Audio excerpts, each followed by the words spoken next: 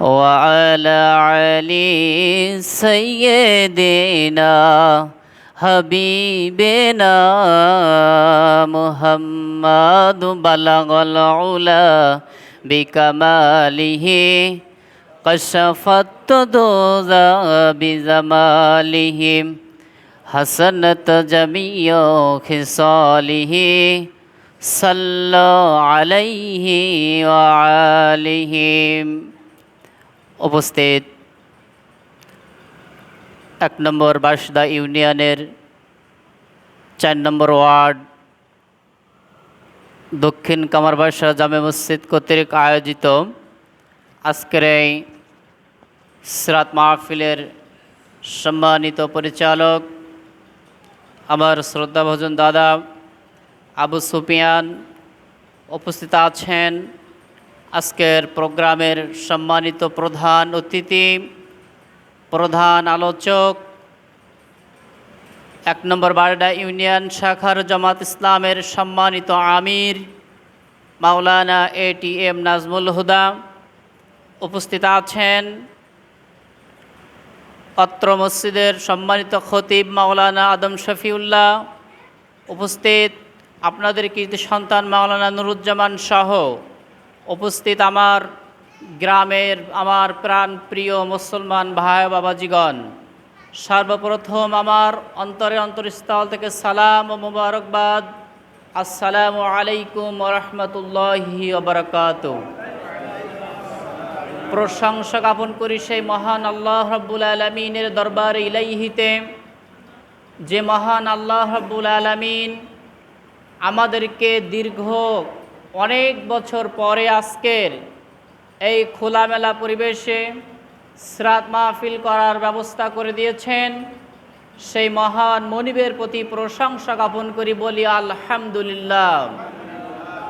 দরুদ ও সালাম জানাই সেই নবী পাকের শানে, যে নবী হবেন কাল কিয়ামতের ময়দানে একমাত্র আপনার আমার সুপারিশের কাণ্ডারি।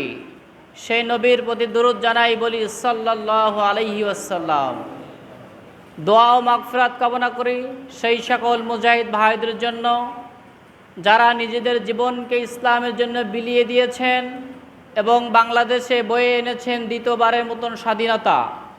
মহান আল্লাহ রাব্বুল আলামিন সকল ভাইয়ের মৃত্যুকে শাহাদাতি মৃত্যু হিসাবে কবুল করুক, এজন্য সকলে বলি আল্লাহুম্মা আমিন।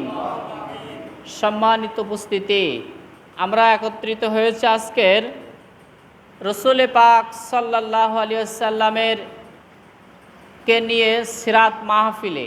সিরাত হচ্ছে আমার রসুলের জন্ম বৃত্তান্ত নিয়ে আলোচনা। আসলে মহান আল্লাহ রাব্বুল আলামিন যাকে সমগ্র পৃথিবীর জন্য রহমত হিসাবে প্রেরণ করেছেন, সেই নবীর সিরাত আধা ঘন্টায় 1 ঘন্টায় শেষ করা কি সম্ভব? সম্মানিত উপস্থিতি, আমি আপনাদের সম্মুখে পবিত্র কোরআনুল কারীম থেকে একটা আয়াত তেলাওয়াত করেছি। অত্র আয়াতে মহান আল্লাহ রাব্বুল আলামিন জানাচ্ছেন, ওমা আরসালনাকা ইল্লা রাহমাতাল লিল আলামিন। আমি মানব জাতির জন্য এই দুনিয়াতে আমার রাসূলকে রহমত হিসাবে প্রেরণ করেছি, বলি সুবহানাল্লাহ। সম্মানিত উপস্থিতি, রসুল পাক সাল্লাল্লাহু আলাইহি ওয়াসাল্লাম শুধুমাত্র কি আপনার আমার জন্য রহমত স্বরূপ? ইমাম তাবাই রহমাতুল্লাহ আলাইহি তার তাবারি গ্রন্থে 18 নম্বর খণ্ডের 552 নম্বর পৃষ্ঠায় বলেছেন, মহান আল্লাহ রাব্বুল আলামিন তার রাসূলকে এই পৃথিবীতে ঈমানদার এবং বেঈমান সকলের জন্য রহমত হিসাবে নাজিল করেছেন। আবার বলি সুবহানাল্লাহ। সম্মানিত উপস্থিতি, মহান আল্লাহ রাব্বুল আলামিন চাইলে শুধুমাত্র ঈমানদারদের জন্য রহমত হিসাবে নাজিল করতে পারতেন, কিন্তু তিনি ঈমানদার এবং বেঈমান সকলের জন্য রহমত হিসাবে আমার রাসূলকে সৃষ্টি করেছেন। ঈমানদারদের জন্য কিভাবে আমার রাসূল রহমত? আল্লাহ রাব্বুল আলামিন পবিত্র কোরআনুল কারীমের ভিতরে বলেছেন, কুল ইন কুনতুম তুহিব্বুনাল্লাহ ফাত্তাবিউনি ইউহিব্বুকুমুল্লাহ ওয়া ইয়াগফিরু লাকুম যুনুবাকুম আল্লাহু গফুরুর রহিম। যদি তুমি আল্লাহ আমাকে ভালোবাসতে চাও তাহলে আমার রাসূলকে আগে ভালোবাসো, আমার রাসূলকে অনুসরণ করো। যদি অনুসরণ করে থাকো ওয়ায়াগফিরু লাকুম যুনুবাকুম, আল্লাহ রাব্বুল আলামিন তোমার জিন্দেগীর সকল গুনাহ খাতাকে মাফ করে দেবেন। বলি সুবহানাল্লাহ।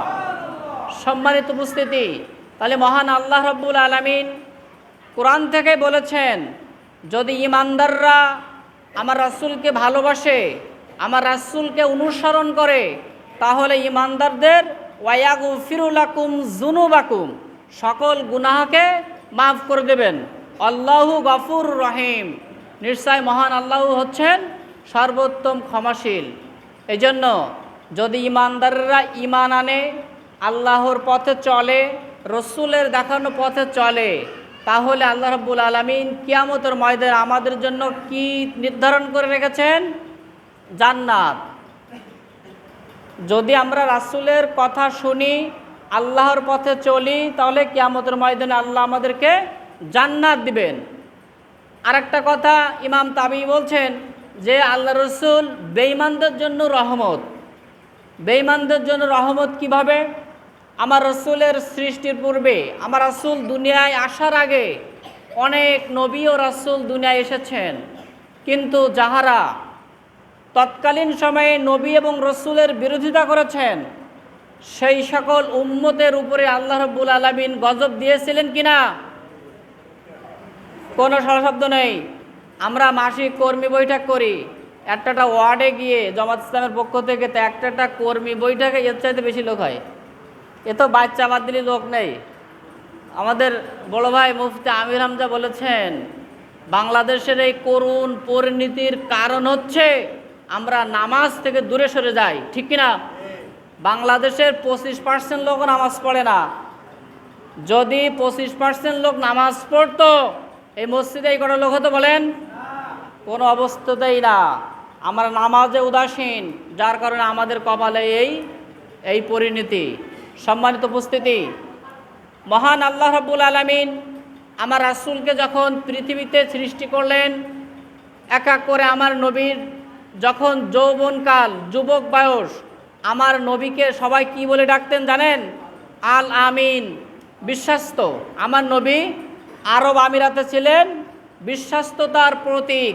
কিন্তু আমার নবী যেদিন ইসলামে দাওয়াত দিলেন যে কোনো শিরকি বিদআতি কাজ করা যাবে না, ইসলামের পথে আসতে হবে, একমাত্র আল্লাহর ইবাদত করতে হবে, অন্য কারোর ইবাদত করা যাবে না, সেইখান থেকে আমার নবীর প্রতি নির্যাতনের স্টিম রুলার চলতে শুরু হয়ে গেল। আমাদের আল্লামা সাঈদী যখন ওয়াজ করতেন, তাফসির করতেন, কোনো সমস্যা ছিল না। যখন দাওয়াতি কাজ করলেন যে সকল ভণ্ডামি ছেড়ে দিয়ে ইসলামের পথে আসো, সেইখান থেকে হামলা মামলা শুরু হয়ে গেল। মাওলানা এটিএম নাজমুল হুদা ভালো ওয়াজ করে, কোনো সমস্যা নাই, কিন্তু দাওয়াতি কাজ করলে সমস্যা, মামলা হবে। তৎকালীন সময়েও আমার রসুল পাক সাল্লাল্লাহু আলাইহি ওয়াসাল্লাম যখন দাওয়াতি কাজ শুরু করলেন, তানার উপরে তানার চাচাদের পক্ষ থেকে আবু জাহেল, আবু লাহাব, উতবা, সাইবার পক্ষ থেকে নির্যাতন শুরু হতে লাগলো। মহান আল্লাহ রাব্বুল আলামিন এক পর্যায়ে জানিয়ে দিলেন, হে মুহাম্মদ, তুমি মক্কা থেকে মদিনায় হিজরতের প্রস্তুতি নাও। কোথায়? মক্কা থেকে মদিনায় হিজরতের প্রস্তুতি নাও। আমার রসুল পাক সাল্লাল্লাহু আলাইহি সাল্লাম তার সাহাবাদেরকে, ছোট ছোট খণ্ডিত খণ্ডিত সাহাবা 5 জন 7 জন করে এক এক করে মক্কা থেকে মদিনায় পাঠিয়ে দিলেন যে তোমরা 5 জন করে চলে যাও, একসাথে চলে গেলে সমস্যা হবে, অল্প অল্প করে 5-7 জন করে চলে যাও। এক পর্যায়ে হজরতে আবু জাফর রাদিয়াল্লাহু তাআলা আনহুর নেতৃত্বে 5-7 জন কমিটি নিয়ে আবু সিনিয়ায় হিজরত করালেন। কোথায়? আবু সিনিয়ায় হিজরত করালেন। হজরতে আবু জাফর রাদিয়াল্লাহু তাআলা আনহু আবু সিনিয়ায় যখন হিজরত করলেন, আবু সিনিয়ার বাদশার নাম ছিল নাজ্জাশী। বাদশাহ নাজ্জাশীর এলাকায় হজরতে আবু জাফর রাদিয়াল্লাহু তাআলা আনহু কয়েকজনকে নিয়ে হিজরত করে চলে গেলেন। মক্কার কাফেররা তাদের নজরে আবু জাফরকে খুঁজে পাচ্ছে না। এমন হচ্ছিল না আমাদের যখন পুলিশে তাড়াচ্ছিল, আমাদের বিদ্বেষী শক্তি যারা ছিল আমাদের খুঁজতো না বাড়িতে?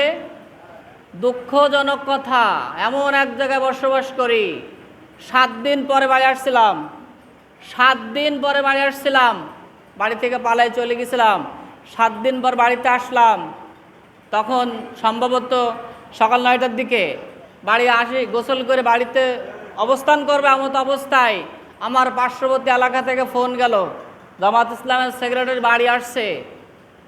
দুঃসময়ের কথা কি বলবো, গোসল করে বারান্দায় উঠছি এমন অবস্থায় ফোন আসছে, ডিবি পুলিশ, এক গাড়ি তোমার ধরার জন্য বাইরে হয়েছে, শিগগির পালাও। আল্লাহ রসুলের জামানে এমন ছিল কি না? আল্লাহ রসুল কি বলছেন? আল উলামাউ ওয়ারাসাতুল আম্বিয়া, আমার আলেম সম্প্রদায় হচ্ছে নবীদের উত্তরসূরি। নবীদের সাথে যে নির্যাতন হয়েছে, আলেম সম্প্রদায়ের সাথেও সেই নির্যাতন হবে কিনা? হযরতে আবু জাফর রাদিয়াল্লাহু তাআলা আনহুকে মক্কায় খুঁজে পাওয়া যাচ্ছে না। তখন মক্কা থেকে কাফেররা আবু সিনিয়ার বাদশাহ নাজ্জাশীর কাছে নিউজ পাঠালো যে, হে নাজ্জাশী, দেখো মক্কা থেকে কিছু লোক ধর্ম ত্যাগ করে মদিনায় চলে গেছে, তুমি তাদেরকে আবার মদিনায় ফেরত দাও। আমাদের সময়ের মতো বলো, যেভাবে পুলিশের কাছে ফোন দেয় ঠিক সেইভাবে নাজ্জাশীর কাছে চিঠি লিখে দিল। নাজ্জাশী খোঁজ করে দেখলো আবু সিনিয়ায় মুসলমানদের একটা বাহিনী আছে, যে বাহিনীর নেতৃত্ব দিচ্ছে আবু জাফর রাদিয়াল্লাহু তাআলা আনহু। আবু জাফরকে ডাকা হলো এবং নাজ্জাশী বলছে, হে নাজ্জাশী, হে আবু জাফর, তোমরা কেন ধর্ম ত্যাগ করলে? তখন নাজ্জাশীর কাছে আবু জাফর বললেন, ইন্নী কুন্না জাহিলিয়া, আমরা ছিলাম জাহিলিয়ার ভিতরে, অন্ধকারচ্ছন্ন পরিবেশের ভিতরে। সেইখানে মহান আল্লাহর পক্ষ থেকে একজন নবী এসেছেন, যিনি বলেন, আ'বুদুল্লাহ লা তুশরিকু বিল্লাহি শাইয়্যা, তোমরা আল্লাহ ছাড়া কাউকে ইবাদত করো না, তোমরা শিরিক করো না, তোমরা রক্তপাত করো না, লা তুফসিদুন্না ফিল আরদ, তোমরা জমিনে কোনো প্রকার ফাসাদ সৃষ্টি করো না। এই দাওয়াত পেয়ে আমরা জাহিলিয়ার দাওয়াত ছেড়ে দিয়ে সেই নবীর কথা শুনেছি, এবং আল্লাহ রাব্বুল আলামিন নিজেই বলছেন সেই নবী হচ্ছেন রাহমাতাল লিল আলামিন। এই জন্যে আমরা আমাদের জাহিলিয়ার যুগ ছেড়ে, হে বাদশা নাজ্জাশী, আমরা মুহাম্মাদের ধর্ম গ্রহণ করেছি। নাজ্জাশী বললেন, তোমরা তোমাদের ধর্মের কাজ চালিয়ে যাও।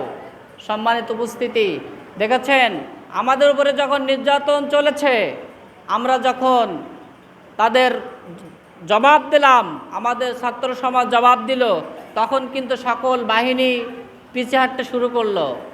যিনি আমাদের বিরুদ্ধে এত কিছু শুরু করলেন, ইয়ামকুরুনা ওয়া ইয়ামকুরুল্লাহ আল্লাহু খায়রুল মাকিরিন, মহান আল্লাহ রাব্বুল আলামিন নিজেই বলছেন, তোমরা আল্লাহর সাথে বুদ্ধি করো, আল্লাহু খায়রুল মাকিরিন, আল্লাহ রাব্বুল আলামিন হলেন সর্বোত্তম বুদ্ধিদাতা। আমাদের বিরুদ্ধে কি হয়েছিল? আন্তর্জাতিক মানবতা ট্রাইব্যুনাল, আন্তর্জাতিক অপরাধ ট্রাইব্যুনাল, যেখানে আমাদের বিচার করা হবে। হয়েছে না? আমাদের অনেক নেতাদের ফাঁসি দেওয়া হয়েছে না?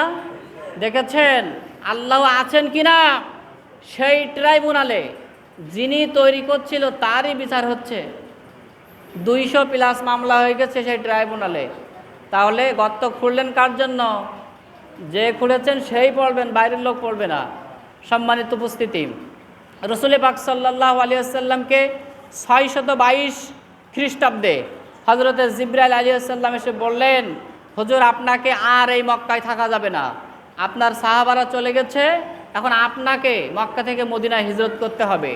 আমার রসুল পাক সাল্লাল্লাহু আলাইহি ওয়াসাল্লাম হজরতে আবু বকরকে আহ্বান জানালেন হিজরতের জন্য, এবং হজরতে আলী রাদিয়াল্লাহু তাআলা আনহুকে আহ্বান জানালেন, হে আলী, আমি যখন আমার হুজরা পরিত্যাগ করব, তুমি আমার হুজরায় থাকবা, আমার বিছানায় থাকবা, আর আমি আবু বকরকে সঙ্গে নিয়ে মদিনায় চলে যাব।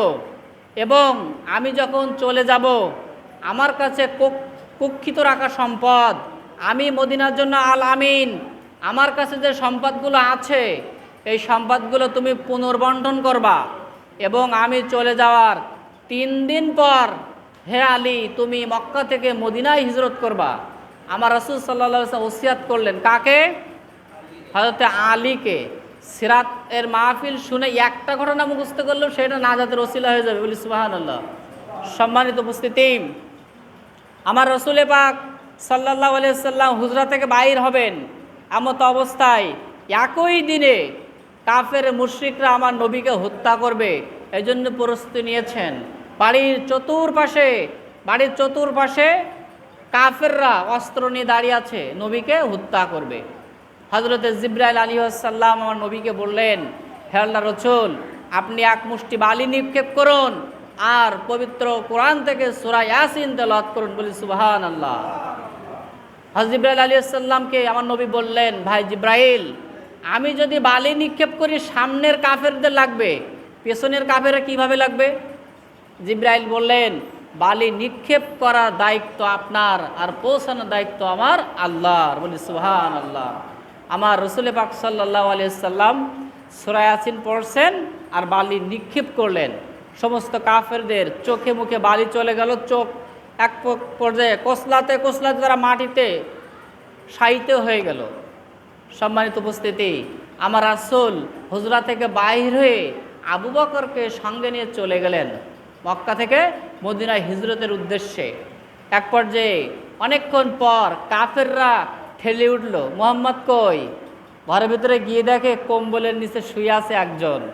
কাফেররা আঘাত করবে, কোনো কাফের বলছে না, একটু দেখি মারি, তাকে অস্ত্র আঘাত করি, সে ছটফট করুক, আমাদের ভালো লাগবে। ভালো লাগে না ছটফট করলে? রিমান্ডে দিলে ভালো লাগতো না আমাদের?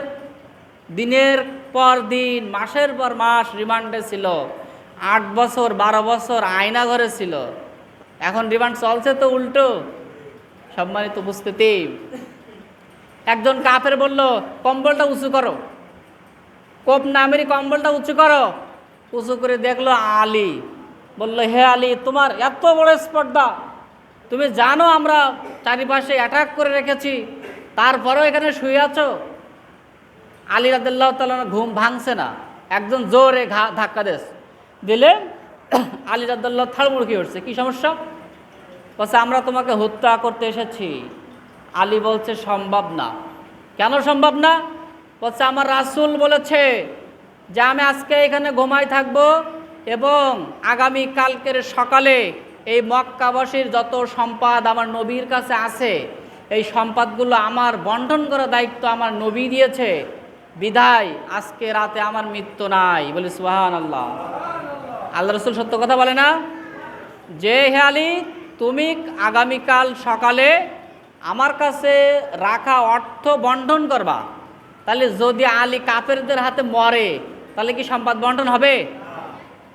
শুধু তাই নয়, আলী বলছে, হে মক্কার কাফেরগণ, শুধু আজকের না, আগামী 3 দিন পর্যন্ত আমার হায়াতের গ্যারান্টি দিয়েছেন আমার নবী, বলি সুবহানাল্লাহ। কারণ আমার নবী বলেছেন, হে আলী, আমি চলে যাওয়ার 3 দিন পর তুমি মক্কা থেকে মদিনায় হিজরত করবা।